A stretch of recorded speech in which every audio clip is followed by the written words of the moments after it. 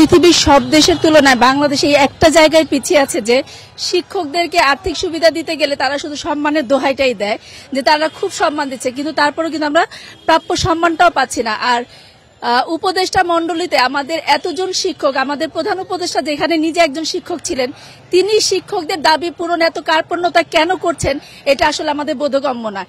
এতগুলো শিক্ষক, যেখানে আমাদের আইন উপদেষ্টা একজন শিক্ষক, সেখানে আমাদের তো রাস্তায় নামার প্রশ্নই ওঠে না। বরঞ্চ আমরা যেটা ভেবেছিলাম যে 5ই আগস্টের পরে শিক্ষকরা সর্বোচ্চ প্রায়োরিটি পাবে, সেখানে আমরাই শিক্ষকরা সবচাইতে বেশি বঞ্চিত। এটা আমাদের খুব দুঃখ দিয়েছে যে এটা আমরা আসলে মেনে নিতে পারছি না যে শিক্ষকদেরকে আমাদেরকে রাস্তায় নামতে হলো, রক্তাক্ত হতে হলো। যেখানে ছাত্ররা হয়েছে 5ই আগস্টে, যেখানে স্বৈরাচারের পতন ঘটেছে, সেখানে আমরা কেন আজকে নামলাম? এটা আসলে আমাদের দেশের জন্য খুবই দুঃখজনক একটা ঘটনা। এটা অনেক দুঃখজনক, এটা জাতির বিবেক, এটা আমাদের স্লোগান দিয়েই আসলে আমাদের বলা, এটা বলে আমরা আদায় করতে পারবো। এটা জাতির বিবেক। একজন শিক্ষক কত টাকা বেতন পায়? 12,500 টাকা মাত্র তাদের অনেকেরই বেতন স্কেল। কিন্তু এই বাজারের ঊর্ধ্বগতি, তারপরে এখানকার সবাই জানে যে তাদের জীবন কেমন ভাবে চলে। অনেক তাদের বাড়ি ভাড়া দিতে হয়, তাদের সন্তানদের লেখাপড়া শেখাতে হয়, কিন্তু সেই অপেক্ষা কিছুই তারা পাচ্ছে না। এখন আমার কথা হলো এই যে এই বিবেকটা জেগে উঠবে কবে? এই জাতির বিবেক, এটা জেগে ওঠা উচিত এখনই সময়। কারণ এতদিন আমরা আন্দোলন করছি, আমরা রাস্তায় নেমেছি, ওখানে ওয়াদা করা যে আমাদেরকে তারা দিবে 20%, তারাই কিন্তু বলেছেন। আমাদের আন্দোলন দীর্ঘদিনের, কিন্তু আজকে মাঝখানে আমাদের সেই আন্দোলনটা একটু ছিল, কমে গিয়েছিল, কিন্তু ওনারা ওয়াদা করেছেন যে আমাদের দেওয়া হবে 20%, কিন্তু সেই 20%-এর পরিবর্তে তারা মাত্র 500 টাকা আমাদের বাড়ি ভাড়া দিয়েছেন। এটা আমাদের জন্য একটা প্রহসন। এই প্রহসনের জন্য আমরা মাঠে নেমেছি, আমরা আন্দোলন করেছি এবং নীরব আন্দোলন করেছি যে আসলে আপনারা দেন আমাদের দাবিটা আপনারা ইচ্ছা করলে, সদিচ্ছা, আসলে সবচেয়ে মূল কথা হলো সদিচ্ছার অভাব।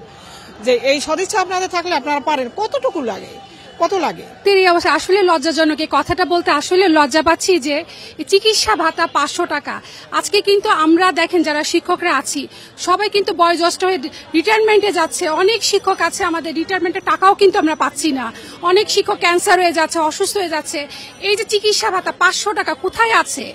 কোন দেশে আছে যে 500 টাকা? আজকে চিন্তা করে দেখেন যে একটা 500 টাকা সামান্য একটা টাকা আমাদেরকে চিকিৎসার জন্য দিয়েছে। এটা কি আদৌ এই বর্তমানে কি হচ্ছে? 2,000 টাকা হলো বিজি, তারপরে সারা মাস হচ্ছে বিজি। যখনই ডক্টরের কাছে যাচ্ছি টেস্ট দিচ্ছে, সেই টেস্টগুলো 10,000 20,000 টেস্ট হচ্ছে। তাহলে এখন কথা হচ্ছে 500 টাকা থেকে 1,500 টাকা কি মানে বেশি হয়ে গেছে?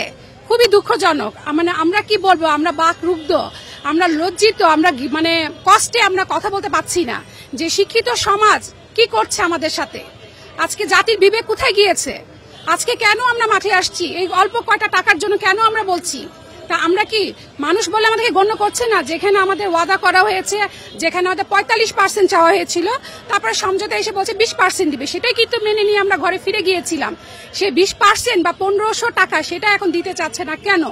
ইউনিভার্সাল কার্ডিয়াক হসপিটাল, আপনার হৃদয়ের আরো কাছে।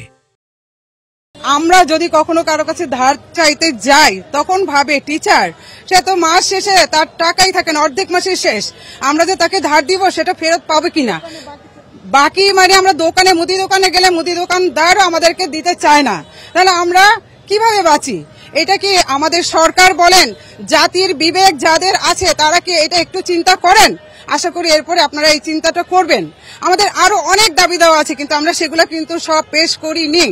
সামান্য 20% চেয়েছি, সামান্য যারা ন্যূনতম 4র্থ শ্রেণী বা সাফিসিয়েন্ট যারা তাদের জন্য চেয়েছি, তারা কিন্তু অনেক অসহায় অবস্থায় আছে। এই অসহায়ত্বের হায় যদি আপনারা নিয়ে বাঁচতে পারেন, কতদিন বাঁচবেন? যেতে হবে আপনাদের একদিন, আমাদেরকেও যেতে হবে। এটার হিসাব কিন্তু সবাইকে কোনো না কোনো জায়গায় দিতে হবে। আসলে বলা হয় আমাদের শিক্ষা মানে জাতি গড়ার কারিগর, এবং যে শিক্ষার গুণগত মান উন্নয়নের জন্য আমরা যারা শিক্ষকতা পেশায় আছি, আমরা শিক্ষার্থীদের দিব। আমাদেরই যদি উন্নত না করা হয়, আমাদের যদি আর্থিকভাবে উন্নত না করা হয়, কিভাবে আমি শিক্ষার গুণগত মান উন্নয়ন করব? এই যে আমি শিক্ষক, আমার অ্যাকাউন্টে খবর নিয়ে দেখেন, প্রথমে লোন নিয়ে নিছি 3 লাখ, তারপরে 5 লাখ, এখন আমার 8 লাখ টাকার লোন। আমার তো সন্তান আছে, আমার তো বউ আছে, আমার তো পরিবার আছে, আমার তো চলতে হবে। যে টাকা বেতন, আমি তার না খায় থাকতে পারবো না। এখন আমার 8 লাখ টাকার লোন আছে, আমি এখন কিভাবে লোন দিব সেই চিন্তাই করব, না আমি স্কুলে গিয়ে কলেজে গিয়ে পড়াবো। আসলে যারাই আসে, আগেও দেখছি রুটিবাজি ডিমবাজি, আমাদের শিক্ষার কোনো অবস্থা ছিল না, ধ্বংসর দ্বার প্রান্তে। এখনো কিন্তু একই অবস্থা। কিছুদিন আগে কিন্তু সিদ্ধান্ত হয়ে গেছে যে 20% বাড়ি ভাড়া দেওয়া হবে, সেইটাকে এখন ঘোড়ায় পেছায়া কোন দিকে নিয়ে যাচ্ছে আপনারা একটু দেখেন। আপনারা আমাদের কথাগুলো একটু তুলে ধরেন যে আমরা কি অবস্থায় আছি। আমাদের এই আপনারা যে মিডিয়ারা যারা সংবাদ পরিচালনা করেন, অনেক সাধারণ মানুষ বিভিন্ন মন্তব্য করে। তারা বলে আপনি এই পেশায় আসছেন কেন? আপনি তাদেরকে আমরা বলতে চাই, আসলে শিক্ষকরা তো জমিদার ছিল। এই পেশায় যারা আমাদের পূর্বপুরুষরা ছিল, তারা জমি দান করে, স্কুল করে, বাংলাদেশ গভর্নমেন্টের এমন কোনো ক্ষমতা ছিল না যে এত লক্ষ লক্ষ স্কুল তৈরি করবে। সবাই আমাদের পূর্বপুরুষ যারা জমি দান করেছে, দানশীল ব্যক্তিরা জমি দান করার পরে আমরা এসেছি শিক্ষকতা করে দান করতে। এখন তো আর বাংলাদেশে কেউ দান করতে করতে শিক্ষকরা আজকে নিঃস্ব হয়ে গেছে। এখন দান করার মতো পরিস্থিতি নেই। আমরা চাই আমাদের মানবিক উন্নয়ন, মর্যাদা। আমরা শুধু টাকার জন্য এখানে আসি না যে 200-250 টাকা আমাদের এক একজনের বাড়বে 2000, 20% না। আমাদের দাবি সরকারি স্কুলে যেভাবে পাঠদান করে আমরা সেই একইভাবে পাঠদান করি। তাদের যদি 45% দেওয়া হয়, আমাদেরকেও 45% দিতে হবে। আজ হোক কাল অবশ্যই দিতে হবে। হয়তোবা সাময়িক বাজেটের জন্য আমাদের শিক্ষক নেতারা দাবি করেছে যে 20%। হ্যাঁ, আমরা 20% এখন যদি দেয়, পরবর্তী ধাপে আমাদেরকে 45% অবশ্যই দিতে হবে। কারণ একটা রাষ্ট্রে একই কারিকুলামে একই পাঠদান করব, আমরা বঞ্চিত থাকব।